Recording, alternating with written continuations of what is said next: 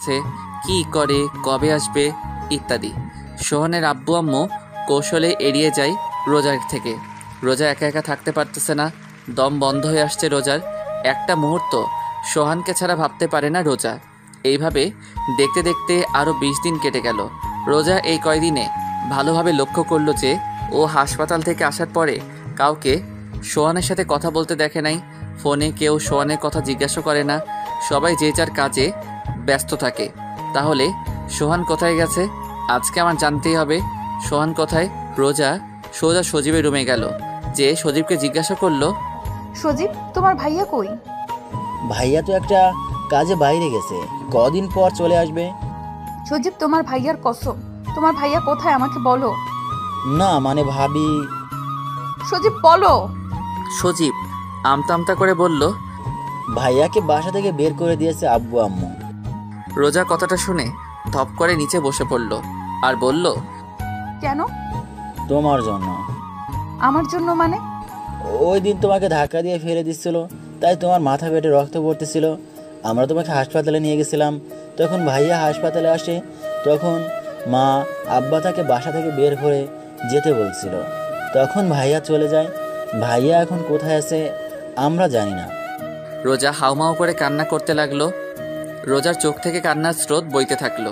রোজার কান্নার আওয়াজ শুনে সোহানের মা রুমে ঢুকলো। সজীবের দিকে তাকালো।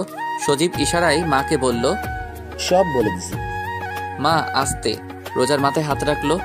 রোজা ফুপিয়ে কাঁদতে কাঁদতে বলল, আম্মু ওই দিন ইনে আমাকে ধাক্কা দেয় নাই, শুধু সরিয়ে দিছে। আমার শাড়ি ওই দিন পায়ে পেঁচিয়ে গিয়েছিল, তার জন্য আমি পড়ে গেছি। সোহানের মা রোজার কথা শুনে নিশ্চুপ। কি বলবে? সে তো ভাবছে রোজাকে সোহান দেখতে পারে না, ঘৃণা করে, তাই ওই দিন ধাক্কা দিয়ে ফেলে দিছে।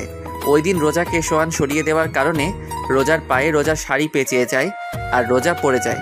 মারাত্মকভাবে আঘাত হয় রোজার, তাই অনেক রক্তক্ষরণ হয়। এত রক্ত দেখে সোহানের মা ভয় পেয়ে যায়। লজ্জা, ঘৃণা, রাগে, অভিমানে ওই দিন সোহানকে বাড়ি থেকে বের হয়ে যেতে বলে সোহানের মা, সাথে সোহানের আব্বুও। কিন্তু সোহান সত্যি চলে যাবে এটা তারা ভাবতেও পারেনি। তারপর যখন চলে গেছে তাদের এক বিন্দু আফসোস হয় নাই সোহানের জন্য, কিন্তু এখন হচ্ছে আফসোস রোজার কথা শুনে। কেন যে ওই দিন সোহানকে যেতে বলল। সোহানের মা রোজার মাথায় হাত বুলাতে বুলাতে বলল, চলে আসবে সোহান। রোজা অনবরত কান্না করতেছে। রোজা ফুপিয়ে ফুপিয়ে কান্না করতে লাগলো আর বলতে লাগলো, আম্মু আমি ওনার জীবনে আসার পর উনি কষ্ট ছাড়া আর কিছুই পায় নাই। তুই শুধু শুধু নিজেকে দোষ দিচ্ছিস। না আম্মু, আমার কারণে ওনার ভালোবাসার মানুষকে হারালে, আমার কারণে আজ উনি ওনার পরিবার ছাড়া। আম্মু আপনার পায়ে পড়ি, আমার কাছে আমার স্বামীর আইনা দেন আম্মু। রোজার এইভাবে কান্না করতে দেখে সোহানের মারও কান্না চলে আসে। সোহানের মা কান্না করতে করতে বলল, তোর স্বামীরা যেভাবে হোক তোর কাছে এনে দেবো মা, তুই একদম ভেঙে পড়বি না। রোজার আজ অনেক কষ্ট হচ্ছে। মনে মনে ভাবছে, কি দিলাম আমি ওনাকে? ওনারে কিছু দেওয়ার আগেই ওনার কাছ থেকে অজান্তে সবকিছু কেড়ে নিলাম। সোহানের আব্বু আম্মু ছোট ভাই খোঁজ খবর শুরু করে দিছে সোহান কোথায় আছে, কিন্তু তারা সোহানের কোনো খবর পায় নাই। সোহানের সব বন্ধু বান্ধবের কাছে গেছিল, কিন্তু তারাও কেউ সোহানের খবর জানে না। সোহানের আব্বু আম্মু সারাদিন খোঁজে, রাতে বাসায় আসলো, দরজায় কড়া নাড়ল, সাথে সাথে রোজা দরজা খুলল। আজ সারাদিন রোজা দরজার পাশে বসেছিল, কখন নিয়ে আসবে সোহানকে আব্বু আম্মু। কিন্তু দরজা খুলে সোহানের আব্বু আম্মুর মুখ কালো দেখে রোজা কান্না করতে লাগলো আর বলতে লাগলো, আম্মু আমার স্বামী কই? মা কি বলবে, তার কাছে কোনো উত্তর নাই। তারপরও কোনো রকম ভাবে রোজাকে বলল, দেখ মা, তুই কোনো চিন্তা করিস না, আমি যেভাবে হোক তোর স্বামীকে তোর কাছে ফিরিয়ে দেব। রোজা মাকে জড়িয়ে ধরে কান্না করতে লাগলো।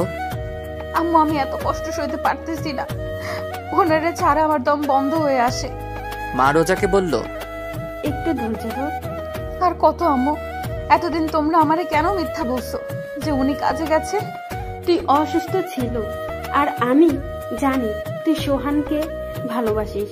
তুই যদি জানতি সোহান চলে গেছে তাহলে তুই কষ্ট পাবি, ভেঙে পড়বি, তাই বলিনি। কিন্তু আমি তোকে ওয়াদা করতেছি সোহানকে তোর কাছে এনে দেব যেভাবে হোক। এদিকে সোহান একটা আলাদা রুম নিছে। এখন একা একা মাঝে মাঝে মিজান এসে দেখা করে যায়। আমি সকাল 10টায় কাজে যাই আর বিকাল 4 বা 5টায় বাসায় আসি। এসে রান্না বান্না করে একটু বাইরে ঘোরাফেরা করি, তারপর খাওয়া দাওয়া করে ঘুম। রিয়ার কথা আমার অনেক মনে পড়ে, রোজার কথাও মনে পড়ে। রাতে ঘুমানোর সময় রোজার সাথে আমার বিয়ে হওয়ার পর ওর এক একটা রাত আমার আলাদাভাবে কাটছে। কোনো দিন রোজা রাগ করে থাকতো, কোনো দিন কান্না করতো, কোনো দিন জড়িয়ে ধরে শুয়ে থাকতো, কোনো দিন আবার অভিমান করতো। আবার কোনো একদিন রাতে অনেক ভালোবাসা দিছিল আমাকে রোজা। জানি না ওই দিন রোজার কি হয়েছিল, বেঁচে আছে না মারা গেছে তাও জানি না। মাঝে মাঝে ফোনটা অন করতে মন চায়, মা আব্বুর সাথে কথা বলতে মন চায় এখনই বাড়ি যাই। কিন্তু যখনই বাড়ি যেতে মন চায় তখনই আব্বুর ওই কথা মনে পড়ে, আমাদের একটু শান্তিতে থাকতে দে। তারা কি বোঝে না তাদের ছেড়ে থাকতে আমার কত কষ্ট হয়, কত খারাপ লাগে। কাউকে কিছু বলতেও পারি না, সইতেও পারি না। এভাবে দেখতে দেখতে আরও 1 মাস কেটে গেল।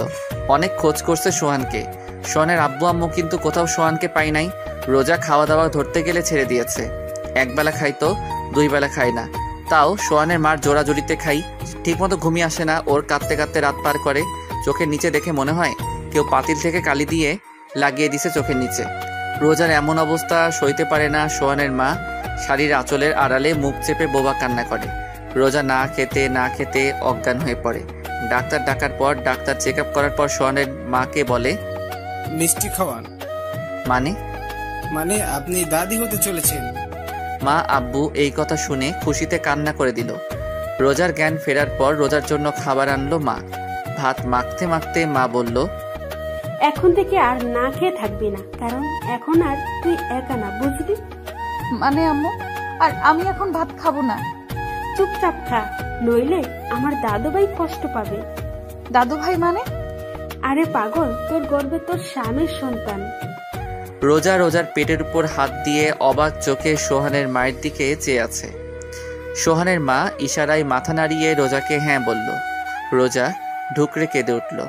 সোহানের মা বাম হাত দিয়ে রোজাকে জড়িয়ে ধরে বলল, এখন থেকে আর তুই নিজেকে নিজে কষ্ট দিবি না।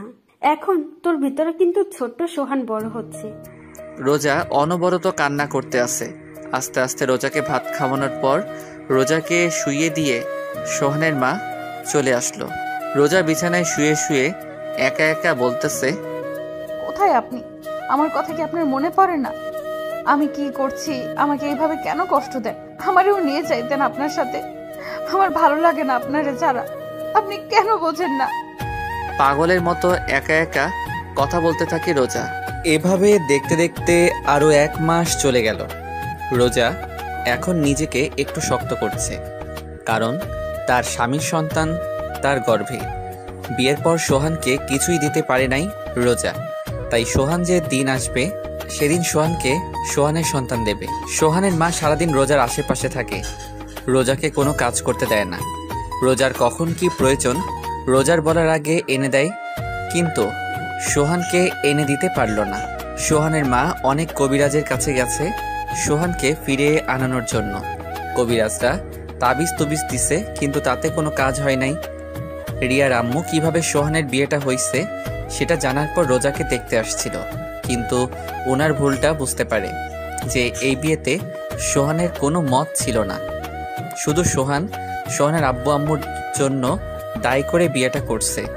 রোজা এতিম জেনে রোজাকে রিয়ার স্থান দেয় রিয়ার মা। রোজাকে মেয়ে হিসেবে মেনে নেয় রিয়ার মা সোহানের আম্মুকে বলে, সোহান যেদিন আসবে তার পরের দিনই রোজাকে আমাদের বাড়ি থেকে অনুষ্ঠান করে উঠিয়ে দেবে সোহানের ঘরে। একটু হলেও শান্তি বিরাজ করতেছিল সোহানের ঘরে, কিন্তু এদিকে সোহান কাজে যায়, খায় দায়, ঘুমায়। এখন রিয়ার চাইতে রোজাকে বেশি মনে পড়ে, কেন জানি না। মন চায় রোজার কাছে যাইতে। মাঝে মাঝে মনে হয় রোজা আমাকে ডাকতেছে। কি মনে করে আজ ফোনটা অন করলাম, হাজার হাজার SMS, মিসড কল, মা, আব্বু, সজীব, ইমন, আরও কিছু বন্ধুদের মিসড কল আসছে। খুব বেশি অবাক হলাম রিয়ার মার মিসড কল দেখে। ফোনটা হাতে নিয়ে এইসব SMS-গুলো দেখতেছিলাম। এরই মধ্যে সজীবের ফোনটার দিকে এক ধ্যানে তাকিয়ে আছি। দেখতে দেখতে ফোনটা কেটে গেল, ধ্যানটাও ভেঙে গেল। আবার ফোন সজীবের, রিসিভ করলাম। হ্যালো ভাইয়া, তুমি কোথায়? আমি নিশ্চুপ, কোনো কথা বলতেছি না। সজীব হ্যালো হ্যালো বলেই যাচ্ছে। মা মা মা, ভাবি ভাবি, ও ভাবি। কি হয়েছে? ফোনের ওপাশে থেকে এই কথাগুলো শুনে ফোনটা কেটে দিলাম। কেন জানি না মার কণ্ঠস্বরটা শুনে মনটাই কি রকম একটা শান্তি লাগতেছে। ফোনটা অফ করে ঘুমিয়ে পড়লাম।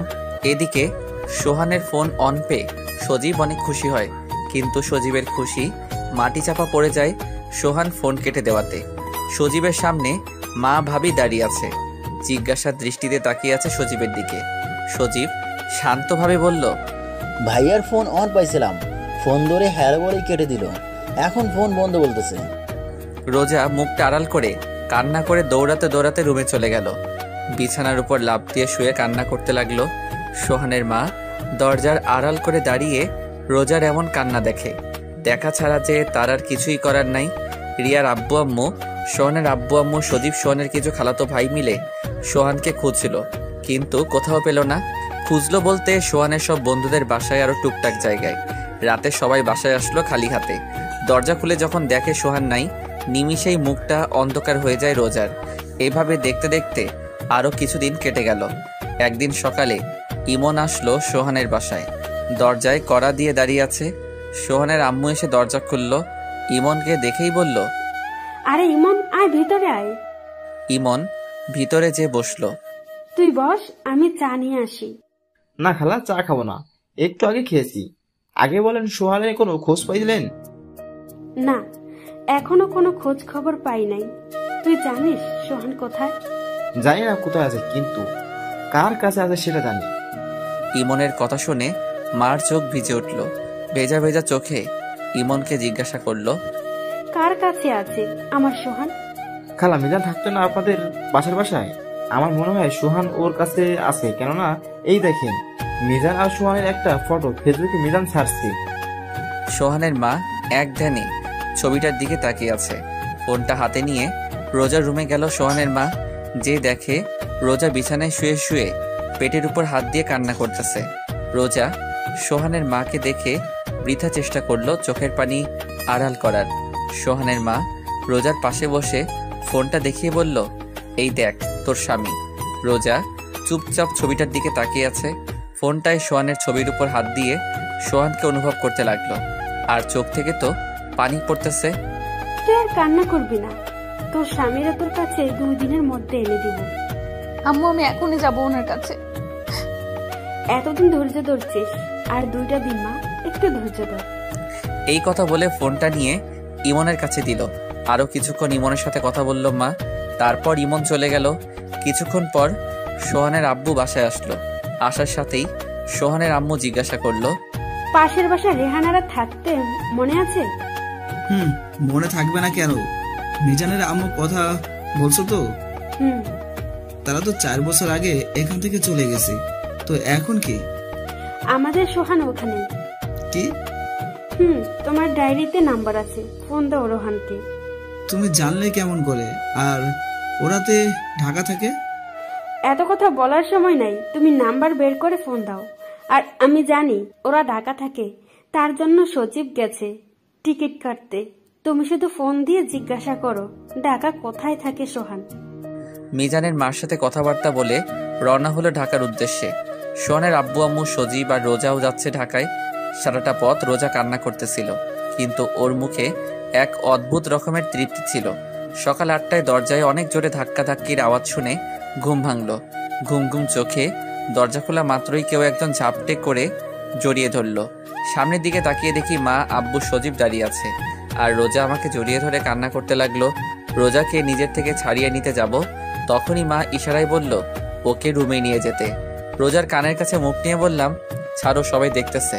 রোজা কোনো কথা বলতেছে না, আমাকে জড়িয়ে ধরে কান্না করতেছে। রোজাকে জড়িয়ে ধরা অবস্থায় রুমে নিয়ে আসলাম। ওকে বিছানায় বসাতে যাব, রোজা আরও আমাকে ঘুরিয়ে বিছানায় ফেলে আমার বুকে মাথা দিয়ে কান্না করতেছে। ওর এমন কান্না দেখে নিজের কাছে অনেক খারাপ লাগতেছে। আমি রোজাকে বললাম, কান্নাটা থামাও, আমার শার্ট ভিজে যাচ্ছে। রোজা আমার কথার কোনো উত্তর না দিয়ে আমাকে আরো জোরে জড়িয়ে ধরে কান্না করতে লাগলো। রোজা প্লিজ কান্নাটা থামাও। রোজা কোনো কথা না বলে আমার হাতটা ওর পেটের উপর রাখলো। চলো চলো চোখে তাকিয়ে আছে রোজা, আমার বুঝতে বাকি না রোজা পেটের উপর হাত দিয়ে কি বোঝাতে যাচ্ছে। আমি খুশিতে ওর কপালে একটা গভীর চুমু খাই। রোজা চোখ বুঝে আরো শক্ত করে জড়িয়ে ধরলো আমায়। কিছুক্ষণ পর রোজা ঘুমিয়ে পড়ছে আমার বুকে। মা দরজার সামনে দাঁড়িয়ে আমাকে ডাকতেছে, উঠতে যাব। এর মধ্যে মা রুমে ঢুকলো। রোজা এখনো আমাকে জড়িয়ে ধরে ঘুমিয়ে আছে। উঠতে যাব এরই মধ্যে মা বলে উঠল, থাক, ওঠা লাগবে না, শুয়ে থাক তুই। রোজার মাথায় হাত বুলাতে বুলাতে মা বলল, কতদিন পর মেয়েটাকে একটু শান্তিতে ঘুমাতে দেখলাম। তুই চুপচাপ শুয়ে থাক, ওর ঘুম ভাঙলে উঠিস। মা এই কথা বলে বাইরে থেকে দরজা লাগিয়ে চলে গেল। আমি পলকহীনভাবে তাকিয়ে আছি রোজার দিকে। কত বদলে গেছে মাত্র কয়েক মাসে। ওর চোখে মুখে আগের মতো সেই মায়া নেই, কিন্তু কষ্টের ছাপ স্পষ্ট। ও এমনভাবে আমার বুকের উপর মাথা দিয়ে শুয়ে আছে যে আমি নড়াচড়া করতে পারতেছি না। এমনভাবে আমার বুকের উপর মাথা রেখে আছে। দুপুরবেলা রোজার ঘুম ভাঙল। বুক থেকে মাথাটা তুলে আমার দিকে ঘুম ঘুম চোখে তাকিয়ে আবার কান্না করে দিল। রোজার চোখের পানিটা মুছে দিয়ে বললাম, কি হয়েছে, কাঁদতেছো কেন? ও কোনো কথা না বলে শক্ত করে জড়িয়ে ধরে বুকের উপর মাথা রেখে কান্না করতেছে। আমি ওর পিঠে আস্তে করে হাত দিয়ে একটু নাড়া দিয়ে বললাম, রোজা, তোমাকে আমি একদিন বলছি আমার সামনে কান্না করবে না। এইবার রোজা কান্না থামিয়ে চুপচাপ বুকে শুয়ে আছে। রোজা, রোজা, রোজা, কি কথা বলবা না? আচ্ছা ঠিক আছে, কথা বলা লাগবে না, এরকম বোবা হয়ে থাকো। দেখি সরো, আমি উঠবো। এই কথা বলার সাথে সাথে রোজা আরো শক্ত করে আমাকে জড়িয়ে ধরলো। তা কিছু তো বলো। আপনি আমাকে রেখে চলে আসছেন কেন? আমি কোনো কথা না বলে চুপচাপ শুয়ে আছি। আমার চুপ থাকা দেখে রোজা বলল, আপনি কি আমাকে আরো কষ্ট দিবেন? কি রকম অদ্ভুতভাবে কথাটা বলল রোজা। আমার কাছে মনে হলো ওর এই কথাটা বলতে অনেক কষ্ট হয়েছে। আমার আবার চুপ থাকা দেখে রোজা আস্তে আস্তে ওর মুখটা আমার মুখের কাছে আনলো আর বলল, কি হলো? এখন তো দেখি আপনি বোবা হয়ে গেছেন। আমি কি বলবো? ও জোরে জোরে নিঃশ্বাস নিতেছে আর ওর সব নিঃশ্বাস আমার মুখের উপর পড়তেছে। অনেক ভালো লাগতেছে এই মুহূর্তটা। মন চাচ্ছে ওর ঠোঁটে একটু ডুব দেই, কিন্তু মনের কথা মনে রেখে রোজাকে আমতা আমতা করে ঢোক গিলে বললাম, শুধু রোজা। রোজা বলার সাথে সাথে রোজা ও ঠোঁটটা আমার ঠোঁটে ডুবিয়ে দিল। কতক্ষণ ছিলাম আমি জানি না। দরজায় কড়া শুনে দুজনের হুঁশ আসে। লজ্জায় কেউ কারো দিকে তাকাতে পারছি না। আমি দরজা খুলতে যাব, এরই মধ্যে রোজা চিল্লায়, বলে উঠল, কে? দরজার উপাস থেকে মা বলে উঠল, আমি। আম্মু তুমিও না, তুমি যাও, আমরা পরে বের হচ্ছি। আচ্ছা, তোর যখন খুশি তখন বের হ। টেবিলে খাবার রাখা আছে, আমরা একটু মিজানদের বাসায় যাচ্ছি। আচ্ছা আম্মু, ঠিক আছে। আচ্ছা, আমি যাই। তাড়াতাড়ি আসবা আম্মু। হুম। মা আব্বু চলে গেল। আমি রোজাকে বললাম, মার সাথে কেউ এভাবে কথা বলে? আমি বলি, আমার মা আমি যেমন কথা বলি তাতে আপনার কি? ওই কথা বলে রোজা আবার ওর ঠোঁট আমার ঠোঁটের কাছে আনতে লাগলো। আমি বললাম, রোজা না, একদম না। আবার ডুবিয়ে দিল রোজা রোজার ঠোঁট আমার ঠোঁটের উপর। কিছুক্ষণ পর নিজেকে রোজার কাছ থেকে ছাড়িয়ে নিয়ে বললাম, যাও হাত মুখ ধুয়ে আসো, ভাত খাবো। না, আমার খিদা নাই, আমি অন্য কিছু খাবো। আমার ঠোঁট দেখিয়ে বলল কথাটা। আমিও একটু রাগী লুক নিয়ে বললাম, এতক্ষণ খাইছো, মন ভরে নাই? ও একটু কান্না করে দিয়ে বলল, আপনি খালি রাগ দেখান আমার উপর। আচ্ছা আচ্ছা, আর রাগ দেখাবো না, এইবার তো কান্না থামাও। আগে আমার এইখানে এইখানে এইখানে চুমু দেবেন, তাহলে কান্না থামাবো। একটু বেশি বেশি হয়ে যাচ্ছে না? এইবার রাগী লুক নিয়ে বলল, দেবেন না তাই তো? আপনি আর কি দিচ্ছেন আমাকে কষ্ট ছাড়া? আচ্ছা আচ্ছা দিতেছি, বলে ওর দিকে আগাতে লাগলাম। ও চোখ বন্ধ করে আছে, চোখটা হালকা ভিজা ভিজা, ঘন ঘন ঢোক গিলতেছে। চোখের নিচে কালো দাগ পড়ে আছে, তো কি হয়েছে? ওকে এখন অনেক সুন্দর লাগতেছে। আমি একদম ওর কাছে গিয়ে দাঁড়িয়ে আস্তে করে বললাম, দেওয়া কি লাগবেই? রোজা কোনো কথা না বলে চোখ বন্ধ থাকা অবস্থায় মাথা নাড়িয়ে হ্যাঁ বলল। আমি প্রথমে ওর কপালে, তারপর ঠোঁটে, তারপর গলায় একটা একটা করে চুমু দিলাম। গলায় চুমু দেওয়ার সাথে সাথে রোজা আমাকে ঝাপটে ধরলো। অনেকক্ষণ পর ছাড়লো আমাকে। যাও হাত মুখ ধুয়ে আসো, ভাত খাবো এখন। রোজা ফ্রেশ হয়ে আসলো, তারপর আমি একটু ফ্রেশ হলাম। দুজনে একসাথে খাবার টেবিলে বসলাম। আমি খেতে শুরু করলাম, কিন্তু রোজা না খেয়ে আঙুল দিয়ে ভাত নাড়াচাড়া করতেছে। তাই আমি বললাম, খাও। রোজা কোনো কথা বলতেছে না। আমি আবার বললাম, কি হলো, খাও। এবার রোজা আমতা আমতা করে বলল, কেউ যদি খাওয়াইয়া দেয় তাহলে আমি খাবো, আর নইলে খাবো না। এই যে ঢংনা করে চুপচাপ খাও। রোজা কোনো কথা না বলে খাবার টেবিল থেকে উঠে রুমে চলে গেল। আমি এখন আর কি করব? একটা প্লেটে ভাত তরকারি নিয়ে রুমে আসলাম। রুমে এসে দেখি রোজা বিছানায় শুয়ে কান্না করতেছে। আমি ওর ঘাড়ে হাত দিয়ে ডাক দিলাম, রোজা এই নাও খাও, না খাইলে তো শরীর খারাপ হবে তোমার। আমি না খেলে আপনার কিছু যায় আসে? আর আমার শরীর খারাপ হলে আপনার কি? তোমার শরীর খারাপ হলে আমার কিছু যায় আসে না, কিন্তু আমার সন্তান তোমার গর্ভে। তোমার শরীর খারাপ হলে আমার সন্তানেরও সমস্যা হবে। নাও হা করো। এখনো মুখ ফুলিয়ে অন্যদিকে ফিরে বসে আছে রোজা। ওর শরীর আর ওর চেহারা দেখে অনেক কষ্ট হচ্ছে। মাত্র কয়েক মাসে কি অবস্থা করছে নিজের, আর কয়েক মাস ওর থেকে দূরে থাকলে হয়তো মরেই যেত। ওর গাল ফুলিয়ে বসে থাকতে দেখতে আমার একদমই ভালো লাগে না। রোজাকে আবার বলতে লাগলাম, রোজা, তোমার জন্য আমার মনে একটু হলেও জায়গা হয়েছে, কিন্তু কতখানি জায়গা হয়েছে তা আমি জানি না, কারণ আমি এখনও রিয়াকে ফিল করি, অনুভব করি। এইবার রোজা আমার দিকে ফিরল আর বলল, আপনার মনে আমার জন্য যতটুকু জায়গা হয়েছে তাতেই আমার হবে, আর বাকিটুকু জায়গা আপনি রিয়া আপুকে রাখবেন। আর ভুলেও যদি অন্য কোনো মেয়ে আমার আর রিয়া আপুর জায়গায় আসে তাহলে কিন্তু আপনার। তাহলে কি আমার? আগে আসুক না কেউ, তারপর। তা শুনি, আসলে কি করবা? আপনারে কেন বলবো? আচ্ছা, বলা লাগবে না, নাও হা করো। আগে আপনি ভালোভাবে বসেন। এইভাবে তো ঠিক আছে। আরে বসতে বসি, বসেন। তারপর সোজাভাবে বসলাম। বসার সাথে সাথে রোজা আমার কোলের উপর বসলো। বসে ওর হাঁটুর উপর ভাতের প্লেটটা রেখে বলল, এবার খাওয়ায় দেন। আমি ওর কাণ্ড দেখে অবাক। আমি রোজাকে ভাত খাওয়াতে লাগলাম। ও ভাত খাচ্ছে আর আমার দিকে চেয়ে আছে। চোখ থেকে টুপ টুপ করে পানি পড়তেছে। কোনো কথা বলতেছে না। ওর চোখ অনেক কথা বলে, ওর মনে অনেক কষ্ট, সেটা ব্যাখ্যা করে। মাঝে মাঝে ওর চোখের দিকে তাকাতে ভয় করে। নিজেকে অপরাধী মনে হয়। না জানি ওর উপর অনেক অপরাধ করছি। ওর সাথে খাওয়া শেষে রোজাকে বললাম, তুমি একটু রেস্ট নাও, আমি বাইরে থেকে আসতেছি। বলার সাথে সাথে রোজা আমার হাতটা ধরে ওর পেটের উপর রাখলো। আমি অবাক চোখে ওর দিকে তাকিয়ে আছি। ও চোখ বুজে আছে, জোরে জোরে নিঃশ্বাস নিচ্ছে। কিছু বলবে হয়তো, কিন্তু সাহস পাচ্ছে না। ওর নীরবতা দেখে আমি বললাম, কিছু বলবা? রোজা মাথা নাড়িয়ে হ্যাঁ বলল। আমি ওকে একটু সময় দিয়ে বললাম, আচ্ছা বলো, কি বলবা? আমার যে হাতটা রোজার পেটের উপর ছিল, ওই হাতটা আর একটু জোরে চেপে ধরলো পেটের উপর আর বলল, আপনার সন্তানের কসম কেটে বলেন আপনি আর আমাকে রেখে কোথাও যাবেন না। আমি চুপচাপ ওর দিকে চেয়ে আছি, আর ও করুণ চোখে আমার দিকে চেয়ে আছে। আমি ওর দিকে চেয়ে আছি। কি হলো বলুন? আমার কাছ থেকে কোনো উত্তর না পেয়ে আমার হাতটা ছেড়ে দিয়ে বিছানায় শুয়ে কান্না করতেছে। আমি ওর পাশে বসে আছি আর ও শুয়ে অন্যদিকে ফিরে কান্না করতেছে। আমি ভাবতেছি রোজাকে এখন কি বলবো। রোজা আমার কাছে থাকলে রিয়ার কথা মনে পড়ে যায় যে এখানে রিয়ার থাকার কথা ছিল। রোজা এসে ভাগ বসাইছে।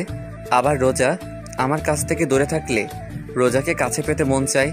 আমি আস্তে করে রোজার পিঠে হাত দিয়ে ডাক দিলাম, রোজা, রোজা দেখি এদিকে ফেরো। রোজা তারপরও চুপ করে আছে। ওকে একটু জোর করে আমার দিকে ফিরিয়ে ওর পেটে হাত দিয়ে বললাম, যদি তুমি ধরে রাখতে পারো তাহলে আজীবন তোমার সাথে থাকবো। রোজা ছলো ছলো চোখে আমার দিকে চেয়ে আছে। আমি বললাম, কি হলো, পারবা তো? পারবো মানে? ইনশাল্লাহ পারবো। পারলেই ভালো। রোজা শোয়া অবস্থায় ওর হাত দুটি মেলে আমাকে ওর কাছে ডাকতেছে। ওর ডাকে সাড়া না দিয়ে কোনো উপায় নাই, আস্তে করে জড়িয়ে ধরলাম। ও আমার ঘাড়ে মুখ বুজে কান্না করতেছে। আমি ওর কানের কাছে আমার মুখটা নিয়ে বললাম, এত পানি তোমার চোখে কোথা থেকে আসে? ও আমার কানের কাছে মুখ নিয়ে আস্তে আস্তে করে বলল, কোথা থেকে আসে জানি না, কিন্তু আমার চোখে পানি আপনার জন্য আসে। মানে? মানে আবার কি, ভালোবাসি তাই। আপনার একটুখানি অবহেলা আমাকে অনেক অনেক কষ্ট দেয়। আমার মুখের ভাষা মনে হয় রোজা কেড়ে নিয়েছে। কি বলবো আমি, কি বলা উচিত এখন আমার জানা নাই। একটা কথা বলবো? বলো। রাগ করবেন না তো? আরে বলো তো। আপনি শুধু রাগ করেন কেন? আমি ওকে ছেড়ে দিয়ে বসে নরম সুরে বললাম, কি বলবা বলো। রোজা উঠে আমার পাশে বসে ওর দুই হাত আমার গলায় রেখে আহ্লাদি সুরে বলল, ওই দিন কিভাবে অধিকার আদায় করছি মনে আছে? আমি আমতা আমতা করে বললাম, কোন দিন? বলার সাথে সাথে রোজা আমাকে ধাক্কা দিয়ে বিছানায় ফেলে আমার উপর উঠে বসে বলল, এবার মনে পড়ছে কোন দিন?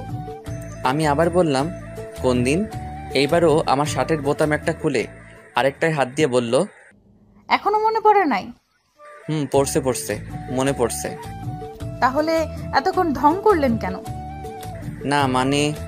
তাহলে শুরু হয়ে যাক। কি? কি মানে? বলেই মুখে কিস করতে লাগলো। এরই মধ্যে দরজা খোলার শব্দ শুনলাম। মনে হয় মা আব্বু আইছে। এদিকে রোজা পাগল হয়ে গেছে। রোজাকে বললাম, মা আইছে, সরো। রোজা কোনো কথা না বলে ওর কাজ করতেছে। রোজাকে এক প্রকার জোর করে নিজের থেকে ওকে ছাড়িয়ে বাইরে আসলাম। বাইরে আসার সাথে সাথে মা ঘরের ভিতর ঢুকতেছিল। আমারে বের হতে দেখে মা বলল, রোজা কই? আমি বললাম, আসছো সেই সকালে, আমাকে একবারও জিজ্ঞাসা করছো আমি কেমন আছি? তুই কেমন আছিস আমার জানা লাগবে না। আমার নাতির মা কেমন আছে, কেমন থাকবে সেটা জানলেই চলবে আমার। দেখি সর। আর রোজা কোথায়? রুমে আছি। রুমে যেতে যেতে বলল, রাত 8টায় বাসায় খুলনা যাব, রেডি থাকিস। মিজান টিকিট কাটতে গেছে।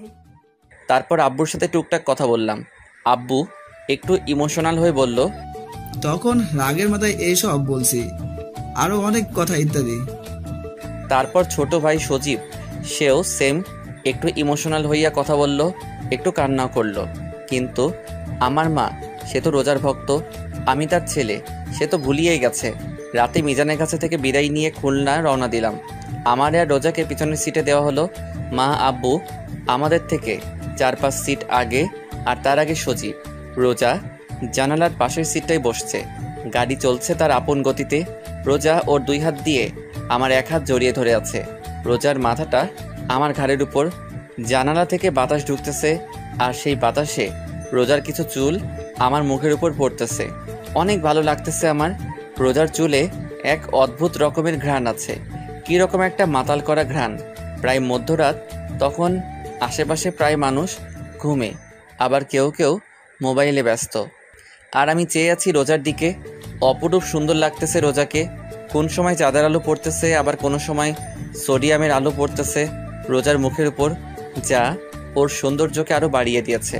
অনেক ভালো লাগতেছে এই সময়টা। এইভাবেই সারাটা পথ রোজার দিকে চেয়েছিলাম। বাসায় এসে আমি অবাক, কারণ বাসায় মেহমান ভরা। মনে হয় কোনো আয়োজন হবে। রুমে আসলাম কতদিন পর, আমার নিজের রুমে আসলাম। বিছানায় গাটা এলিয়ে দিলাম। বাসায় আসার পর রোজাকে আর দেখতে পাই নাই। মনে মনে ওকে খুঁজছি, কিন্তু পাই নাই। লজ্জায় কাউকে জিজ্ঞাসা করি নাই। কিছুক্ষণ পর আমার 2 খালাতো ভাই আমার রুমে আসলো। এসে বলল, ভাইয়া এই নাও, এগুলো পরে বাইরে আসো। বলে আমার হাতে একটা নতুন লুঙ্গি আর একটা গেঞ্জি দিয়ে চলে গেল। আমি ওদের কথায় পাত্তা না দিয়ে লুঙ্গি আর গেঞ্জি বিছানার পাশে রেখে চুপচাপ বিছানায় শুয়ে আছি। রোজার অপেক্ষায় আছি কখন আসবে, কিন্তু ওর আসার কোনো নামগন্ধই নাই। কিছুক্ষণ পর মা আসলো। এসে বলল, কি হলো, তুই এখনো চেঞ্জ করিস নাই? মা, এইগুলো কেন পরবো? তাড়াতাড়ি পর, তোর আর রোজার গায়ে হলুদ আজ, আর আজ রাতে বিয়ে। মা, এসব কি জন্য? তোর জানা লাগবে না, তাড়াতাড়ি পর এগুলা, পরে বাইরে আয়। বলে মা চলে গেল। এই রোজা যে কোথায় গেল? বাসা আসার পর এখনো আমার সামনে আসলো না। লুঙ্গি আর গেঞ্জি পরে বাইরে আসলাম। ছোট ভাইরা আমাকে দেখে হাসতেছে। কোনো সময় তো আমাকে লুঙ্গি পরতে দেখে নাই, তো তাই হয়তো হাসতেছে। আমার কিছু খালাতো মামাতো বোন আর কিছু পাড়া প্রতিবেশী হলুদ শাড়ি পরে বাইরে বের হচ্ছে। আমি আমার খালাতো ভাই শিহাবকে বললাম, ওরা কোথায় যায়? রিয়া আপুদের বাসায়। আমি অবাক চোখে শিহাবের দিকে তাকিয়ে বললাম, রিয়াদের বাসায় যাই কেন? আরে রোজা ভাবি তো রিয়া আপুদের বাসায়। সকালে রিয়া আপুর মা এসে নিয়ে গেছে রোজা ভাবিকে। আমি শিহাবের কথা আগামাথা কিছুই বুঝি নাই।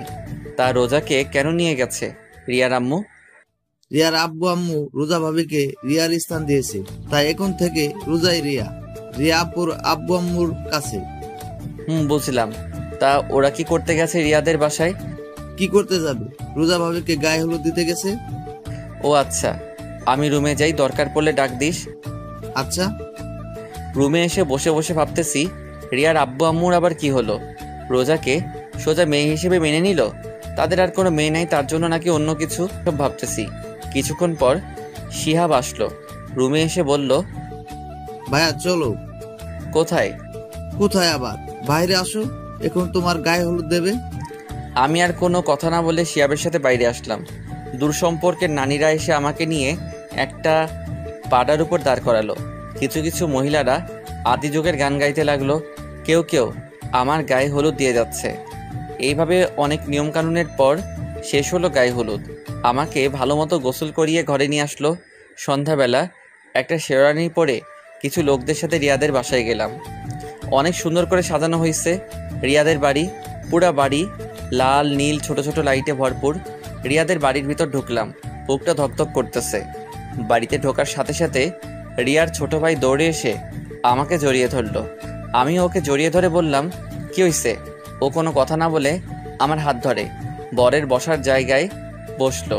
রিয়ার আব্বু আম্মু আমার আশেপাশে ছিল, কিন্তু কোনো কথা বলে নাই আমার সাথে। এখনও ধীরে ধীরে বিয়ের কাজ শেষ হলো। রিয়ার আব্বু আম্মু এখন আমার পাশে বসা। রিয়ার মা আমার মাকে ফোন দিয়ে বলল তাদের বাড়ি আসতে। রিয়ার আম্মু আমার পাশে বসে আছে, কিছু বলবে হয়তো, কিন্তু বলতে পারতেছে না। ওনার এরকম অবস্থা দেখে আমি জিজ্ঞাসা করলাম, খালা কেমন আছেন?